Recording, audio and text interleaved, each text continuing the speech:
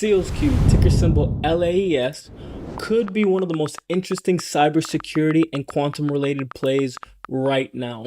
But there's one major problem. It's not the tech and it's not the vision of the company that's the problem. It's the execution and what they do next. Now, if LAES lands the right partnerships, this stock could look completely different within a shorter amount of time than most people could anticipate. However, if they don't, that's where things could get risky with the stock. The reason I want to talk about this is because shout out to one of my subscribers and one of the previous videos I had covered on LAES. Shout out to Excel-P555V, where we're going to cover the topics that one of my subscribers mentioned in relation to partnerships with some of the big guys like Apple, Microsoft, and the partnerships that they're already with SpaceX to send satellites, and overall how they need to acquire more businesses. So overall, that's what we are going to be covering today. Shout out to you again. I appreciate you for your comment below. As I do say, guys, I always respond to the comments below.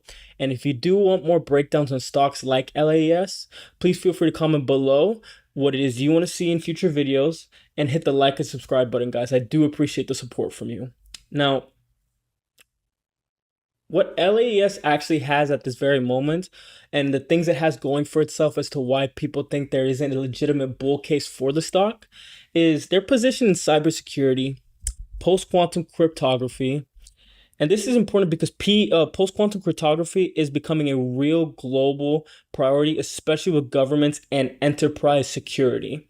Now, they've already delivered on certain things. They've delivered on early stage products like the QS7001, the Q Vault TPM. They've already started their pilot programs, and they already are in the works of targeting commercialization in 2025 and beyond. So they've already been doing this ever since 2025, and they continue to grow on that. Now, the technology narrative is there, but the real issues with the stock is, it's what a lot of the people are overlooking. It's the fact that the tech doesn't equal making money. And right now, LAES, they still need a lot more contracts. They still need more customers, and they need more consistent revenue growth. They did have some improvements, and forward guidance was looking good, as we do know in the previous the second half report, or the annual report for fiscal year 2025 that came out on March 31st. So we do know that they are improving, and they do have optimistic outlooks for the future. That is said and stated in their forward guidance. Now, however, even though they're looking optimistic, talk in a way can be cheap, and it needs to they need to see results, and they need that to reflect in the financials on the stock itself in the upcoming reports, because they don't show the quarterly reports. They do the first half of fiscal year 2026, and then they do the annual report for fiscal year 2026, and they do that each year. So as of right now, this story is more of a future story than a present one, which isn't necessarily a bad thing.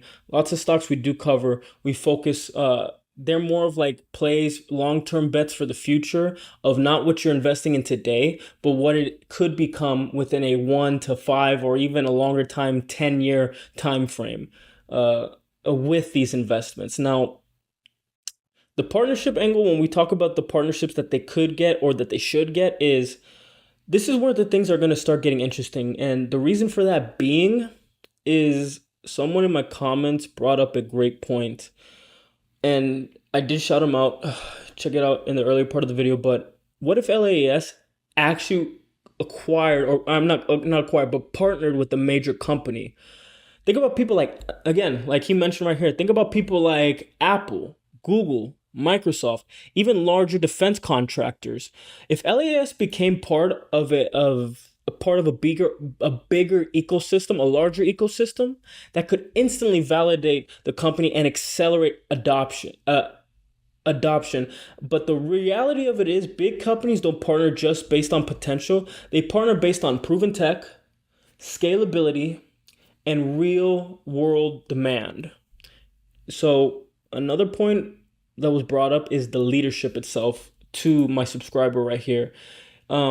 He says, according to him, and again, everyone is entitled to their own opinion, but according to his thought process, he says they also are probably in need of a smarter and experienced and modern chief of financial officer from Japan or China or USA. Again, that's his opinion, and I do want to cover this a little bit. As companies grow, execution becomes everything.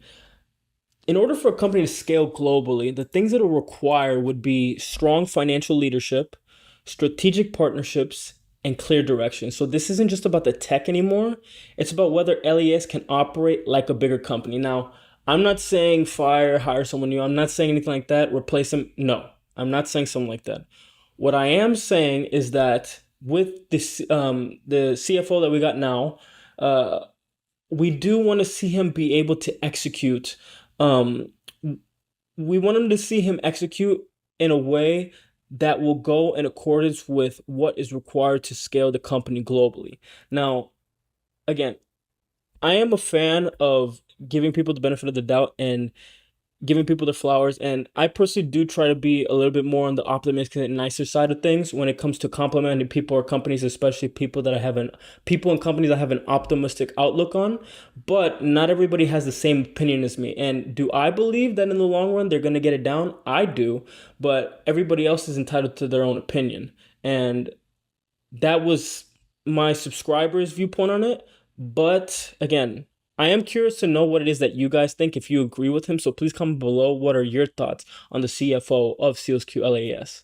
Now, the big question becomes, is this a 2025 story, something in the past that's been said and is just more promises in the future?